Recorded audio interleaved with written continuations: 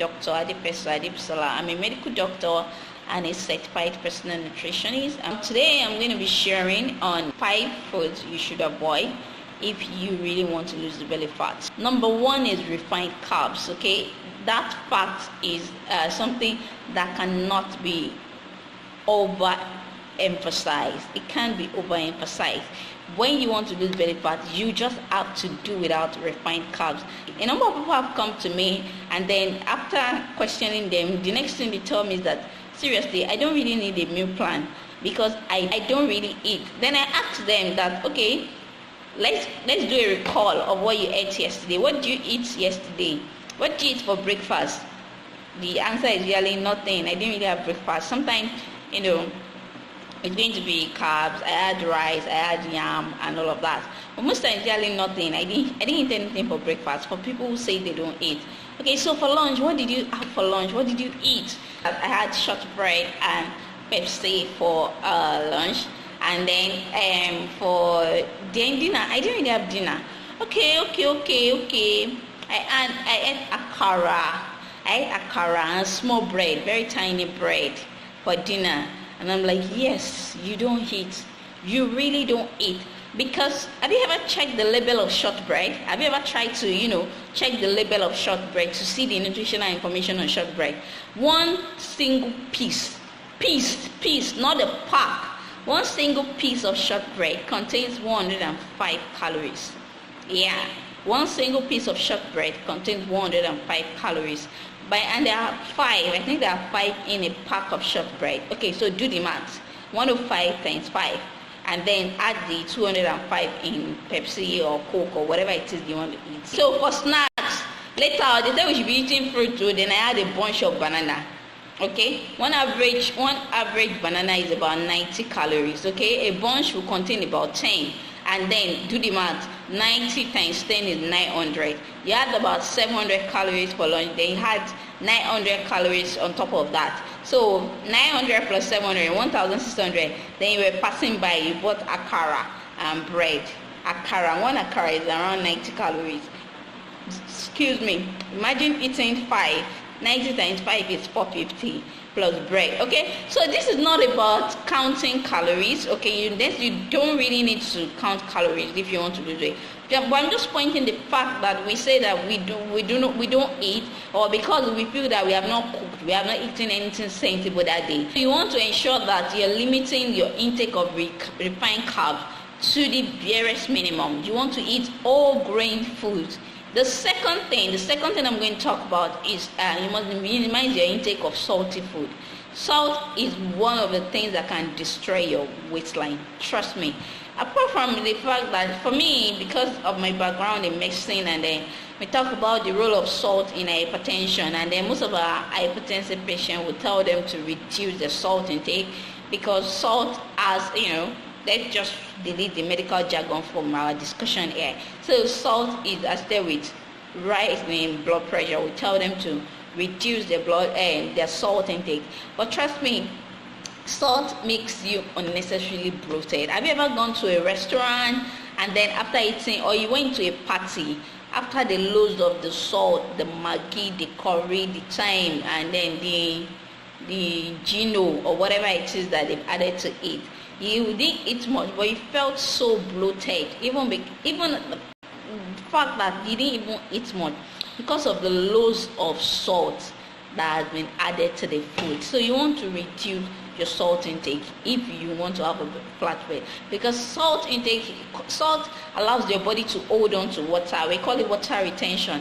It allows your body to hold on to water, and then you feel bloated. So you want to reduce your salt intake. So instead of adding salt to everything that you want to cook, okay, so you ensure that you use natural spices such as ginger, garlic, basil, thyme, Cameroon pepper, and the likes. Okay, a lot of these things are readily available. Because we don't ask for it, so they are readily available in our local market, and then we can just ask them for the spices. So when you incorporate the spices into your food, then you really need to use less salt. The next thing I'm going to talk about is deeply fried food. It's okay to eat a little bit of fried food when you're trying to lose weight, especially if it is pan fried or if it is a stir fry or pan fried. But eating deeply fried food, no matter the diet you're following, no matter the type of diet, whether you're following keto, whether you're following Atkins, whether you're following low carb, no matter Mediterranean, no matter the name of the diet you're following, you cannot get your flat tummy by eating deeply fried foods. Trust me. And there are alternatives to deeply fried food. Okay, I had a guest yesterday. My friend was around yesterday, and then my oven was up, and then she wanted to eat fried plantain. So I said, don't eat fried plantain, grill the plantain. So well, I cannot go and carry oven and then go and process. So sometimes you feel that, but all of these things just take about 5 minutes, honestly. All of these things takes about 5 minutes, just a little bit of 5 extra minutes. But because we want to go for the easier routes, and you just grill your plantain. While grilling your plantain, you can do a number of other things. By the time you are done, your plantain is ready. So deeply fried food is one of the foods that will not give you your flat tummy. You're not going to get it by eating deeply fried food every day, breakfast, lunch, dinner. You're not going to get the flat tummy you want. So you want to avoid eating deeply fried foods as much as possible. There are some of us that say that we can't eat meat without frying it, we can't eat fish without frying it. But trust me, guys, all you need to do is grill this thing. Grill them. If you don't have an oven, or you have an erratic power supply and then your generator cannot power your kitchen appliances, trust me, you can bake your fish the natural old school way. The old school way they bake cake, you can bake your fish and it's going to be amazing. You're not going to believe it. That is this my fish? Like seriously? So you can bake it that way. When there is a will, there is always a way. So number one, I talked about eating less refined carbs. Then I talked about avoiding too much salted food. Then I talked about deeply fried food. So the next thing I'm going to talk about is carbonated drinks. If you want a flat tummy, trust me, carbonated drinks are not your friends. Carbonated drinks are just not your friend if you really want a flat tummy. They are easy to pick up. They are everywhere. In fact, when you don't even want it gone, they are in your face. Somebody is literally pouring it in your mouth. But you can do without carbonated drink most of the time. I know that there are sometimes that it will feel as if you are going to fall down and then you are going to die and then you just want to drink it. But most of the time, okay, drinking carbonated drink once in a month, once in a while, I don't want to give specific time because ultimately it depends on you, it depends on your goal.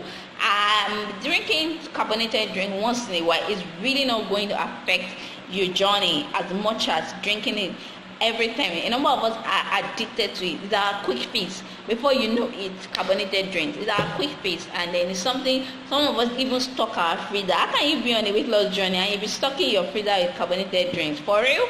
So you need to avoid carbonated drinks if you really want to lose belly fat. They are filled with sugars, refined sugars, loads of refined sugars.